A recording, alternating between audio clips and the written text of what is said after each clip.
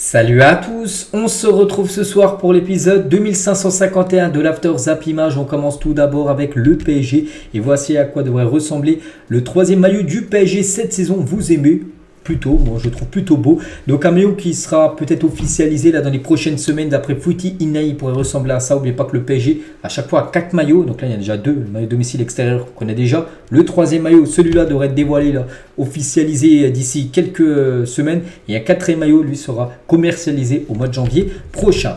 On continue, on va parler de l'Euro. L'Euro, tiens, l'année prochaine, championnat d'Europe des Nations. Et regardez les favoris pour remporter l'Euro 2024 selon un site anglais, en gros. Donc, en gros, deux grosses nations européennes favorites, l'Angleterre et l'équipe de France, 15%. Voilà pour ces deux équipes. Ensuite, l'Allemagne à domicile. N'oubliez pas que ça sera en Allemagne, 13% pour l'Allemagne. L'Espagne, 10%. Et ensuite, le Portugal. Donc, voilà les 5 équipes qui ont le plus de chances de remporter l'Euro 2024. On va parler de Ferran Torres, va rejoindre la Roja, donc la sélection espagnole, pour parler aux blessures de Marco Asensio qui est sorti sur blessure hier et aussi Dani Olmo qui est également blessé et du coup Luis de la Fuente a fait revenir déjà un joueur, déjà Ferran Torres, lui qui devrait intégrer le groupe espagnol.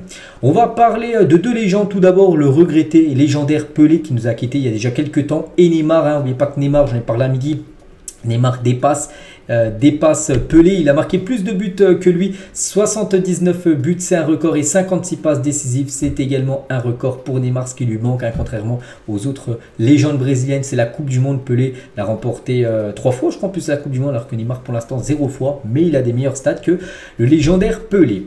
On va parler de Haaland sur sa relation particulière avec Kevin De Bruyne. Je précise qu'il n'y avait pas qu'avec lui que j'ai une bonne relation technique. Vous pourriez citer Bernardo Silva, Jack Grealish, Phil Foden ou même Riyad Mahrez, mais il prend exemple de Kevin De Bruyne. Il a dit mais effectivement avec Kevin c'est assez spécial, déjà parce qu'il a un tel niveau et puis avant même de venir à City, quand je les regardais jouer et que je voyais ses trajectoires de passe, je m'imaginais déjà comment je pourrais être à la réception, dans quelle zone, quelle position, tout ça. Et effectivement depuis mon arrivée on se trouve très bien, on prend plaisir à travailler cette connexion, on pense de la même façon. C'est vrai, quand tu as un joueur comme ça, Kevin De Bruyne, qui donne des caviars et un buteur comme Erling Haaland, ça fait des étincelles. La preuve hier, la saison dernière avec tout ce qui a été raflé, Première Ligue, FA Cup, Ligue des Champions par Manchester City. Donc voilà, actuellement n'oubliez pas Kevin De Bruyne blessé, on lui souhaite bien sûr un bon rétablissement et qu'il revienne le plus rapidement possible.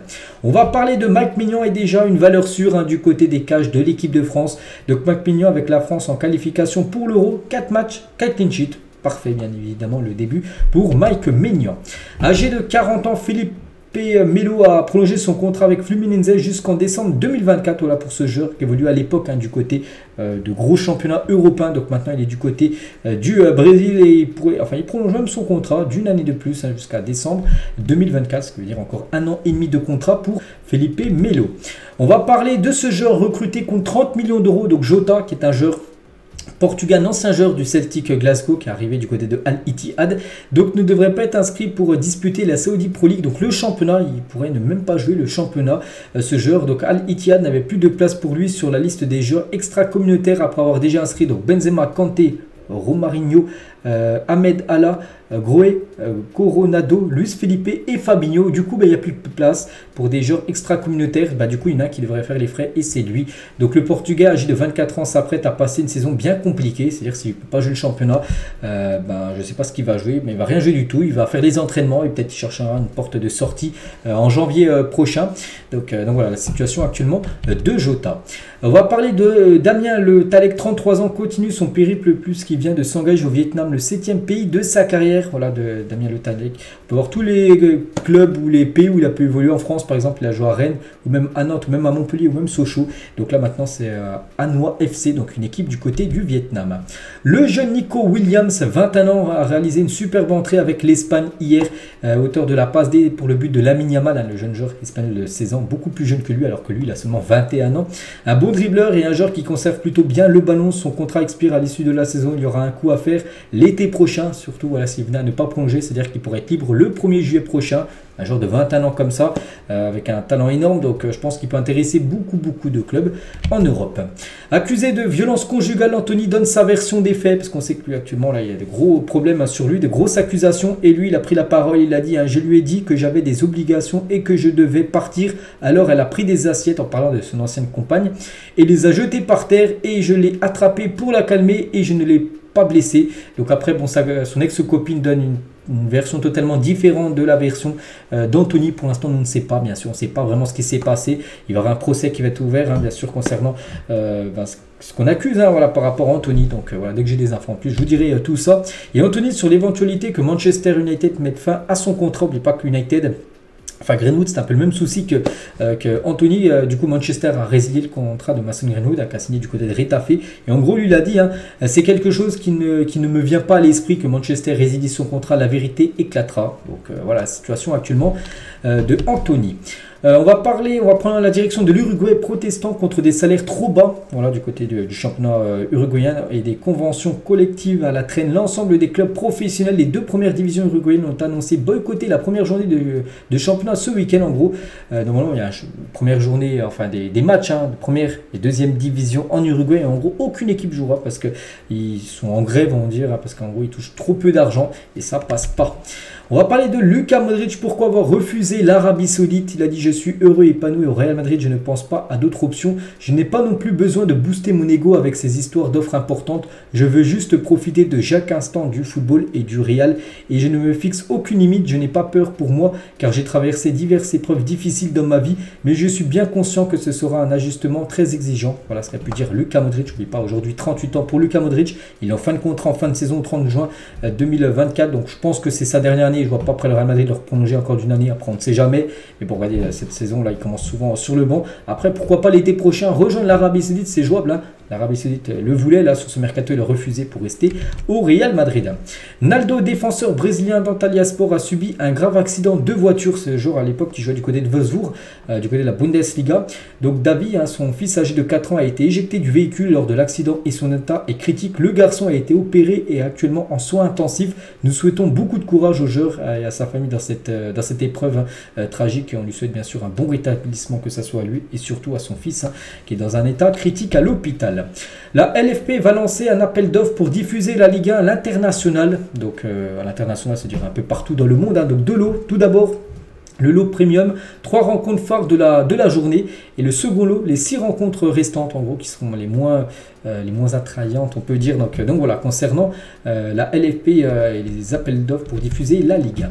Dimitri Payet a déjà conquis les supporters et les membres du Vasco da Gama. Hein, c'est ce club qui joue maintenant du côté du Brésil. Donc les supporters ont dit, par exemple, ce mec, c'est le Michel Ange du ballon rond. C'est le meilleur joueur que le club a engagé depuis des décennies avec lui. C'est sûr, on va s'en sortir. Voilà, quelqu'un, il a dit ça. Un autre, il a dit, quand il est entré, il n'a pas été seulement bon. Il s'est tout de suite comporté en patron. Il a encouragé et replacé ses coéquipiers, orienté la relance et rendu disponible. On a vu que c'était le talent associé à l'expérience. Et l'autre personne, il a dit, on savait que c'était un grand joueur. Mais nous sommes tous impressionnés par son professionnalisme, sa volonté d'apprendre la langue brésilienne, de s'intégrer. Pour nous, les jeunes joueurs, c'est une chance de le côtoyer au quotidien. Donc voilà, pour l'instant, ça se passe plutôt bien. Les premiers pas de Dimitri Payet du côté de son nouveau club. On va parler d'une légende, Francesco Totti. Donc c'était un 11 septembre. Tiens, c'était pratiquement jour pour jour. C'était en 2016. Et l'AS Roma est mené 2-1 face à la Sampdoria et le match est suspendu pendant 1 heure en raison d'un déluge de pluie. Il pleuvait trop, donc l'arbitre il a préféré mettre tout le monde au vestiaire. Tous les joueurs, entraîneurs et remplaçants ont alors couru vers les vestiaires pour se protéger, sauf Totti qui a continué à s'échauffer sur le bord du terrain. Bon, peut-être pas pendant 1 heure, mais peut-être s'échauffer pendant au moins 30 minutes.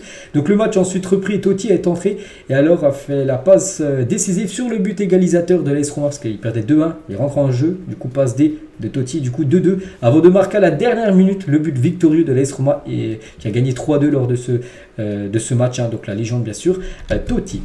Rennes a tenté de recruter Olivier Giroud et Romelu Lukaku cet été, ils ont tenté, mais ils n'ont pas réussi, hein. Donc le stade de Rennes, le stade de la prise de renseignement n'a pas été dépassé pour le français. Voilà, ils ont essayé de voir, puis ils ont vu que c'était pas possible. Et concernant Lukaku, donc le second aura lui poliment repoussé l'approche rennaise, parce que Rennes lui proposait un salaire que lui attendait beaucoup plus certainement et du coup il est parti du côté de l'AS Roma, mais on peut voir que Rennes a tenté, c'est bien de tenter, après voilà, bon ça a été échec. Concernant ces deux dossiers, Léo Messi l'a dit, Cristian Romero est le meilleur défenseur du monde, voilà ce qu'il peut dire par rapport à son compatriote argentin. Fede Valverde, joueur uruguayen et capitaine sur Ugarte, il a dit Ugarte est un grand joueur et il est mûr pour son âge, il évolue dans l'un des meilleurs clubs du monde au PSG et démontre week-end après week-end qu'il est l'un des meilleurs milieux de terrain de la planète. C'est vrai qu'il impressionne un peu tout le monde, on peut dire Ugarte du côté du Paris Saint-Germain. Pacheta va succéder à Quique Setién à la tête de Villarreal. Donc on annonçait pourtant beaucoup Raoul, l'entraîneur de l'équipe B du Real Madrid, du coup il devrait bien rester avec l'équipe Castilla, donc l'équipe réserve du Real, et du coup c'est cet entraîneur Pacheta qui devrait être le nouveau coach de Villarreal. Le Barça a ouvert un magasin à côté du Camp Nou pour vendre l'herbe du Camp Nou notarié et original. Ça se vend très bien et parfois même en rupture de stock. Les prix varient de 20 à 420 € parce que vous savez que le Camp Nou est actuellement en rénovation. Donc ils ont enlevé la pelouse. Au lieu de jeter bêtement la pelouse, ils ont gardé la pelouse et l'ont divisée en plein de petits morceaux et l'ont mis au milieu d'un petit stade, tout ça pour vendre, pour apporter de l'argent au club. Surtout on sait que le Barça a besoin d'argent et ça se vend très très bien. Donc 20 € les moins chers, c'est peut-être ceux-là, jusqu'à 420 €. Bon, 400 €, ça était beaucoup plus de surface, on va dire, de pelouse. Donc voilà, concernant la pelouse du Camp Nou. Et on finit cet épisode en cet After Zap Image. À quel joueur pensez-vous en premier en voyant ce maillot de l'AC Milan il y a quelques années, en version aux années 2006 par là?